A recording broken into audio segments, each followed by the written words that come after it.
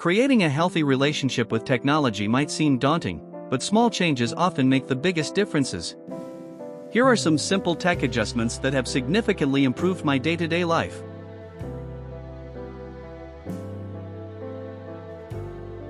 Number 1. Removing screen time and website restrictions. Almost every book, article, podcast, and video you consume will tell you to set up restrictions to spend less time on your phone. The same is true if you wish to limit distractions while you work.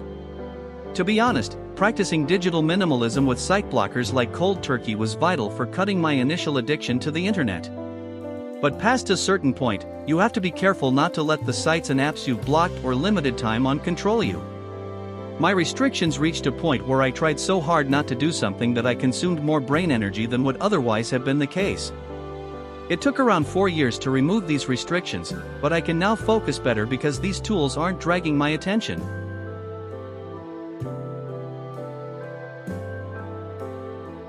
Number 2. Limiting screen use on evenings and weekends. I already spent more time in front of a computer screen than the average person, but after becoming self-employed, and even more so during COVID, I realized that my boundaries between work and life had blurred.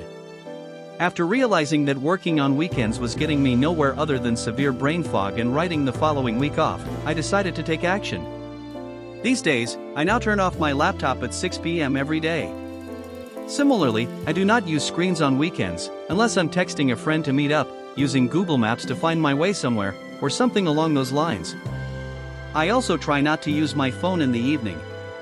Instead, I go for a walk and read a book when I return. I'll occasionally watch sports highlights, but I'm more refreshed when I set boundaries.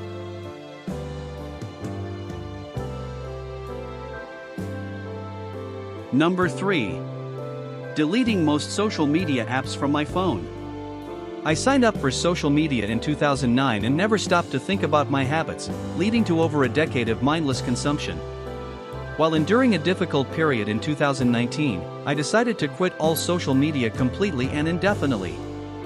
Since then, I've reintegrated social media in some aspects.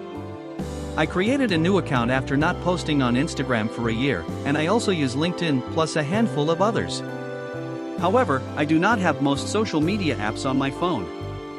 I want my phone to be a place where people can reach out to me and where I can access useful apps like mobile banking and maps. However, I do not want countless apps vying for my attention. I check social media a few times a week and don't feel like I'm missing out.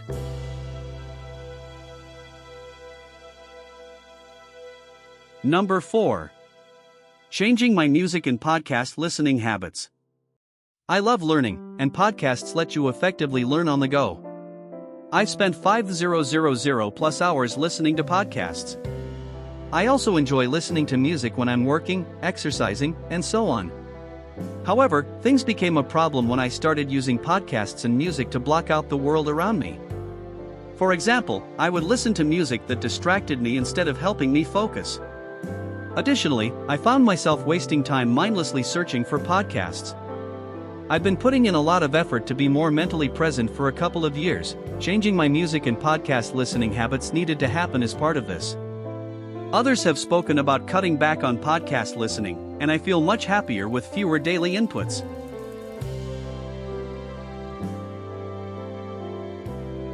Number 5. Actually wearing my smartwatch. While I don't struggle with intense exercise, I do CrossFit, weightlifting, and running multiple times per week and cycle 10 kilometers a day. I didn't realize how sedentary I was otherwise. I wanted to increase my daily step count and accurately track it, so in November 2023, I bought an Apple Watch. Although many people will purchase a smartwatch and not use it, my Apple Watch has been a mainstay on my wrist since I bought it. The results speak for themselves. In 2024, up to the time of writing, I've averaged over 10,000 steps per day. As you can see, I'm also much more active than in 2023.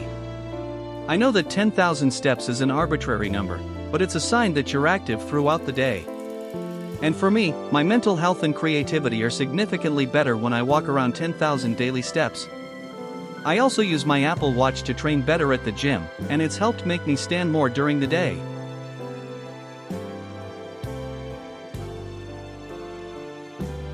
Number 6. Charging my phone outside my room. When I moved my phone to charge on the other side of my bedroom, my sleep quality improved dramatically. So, I wanted to see what would happen if I charged my phone outside my room. Lo and behold, I now sleep even better on average. Charging my phone outside my room creates a natural boundary. I also used to wake up in the middle of the night to check my device, which does not happen now.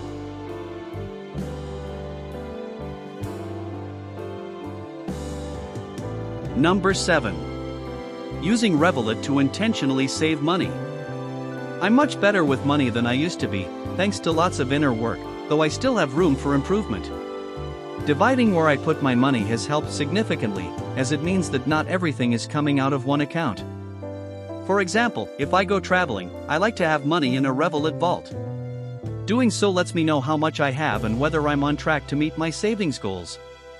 If you don't use Revolut, you can always set up another account with your main banking provider. I also use vaults for several other purposes, such as saving up for new photography equipment. Making small changes will often have a bigger and more lasting impact than trying to overhaul your life at once. You can do several things to improve your relationship with tech, such as considering your social media use and even thinking about where you charge your phone. Everything discussed today has benefited me, and I hope they do the same for you.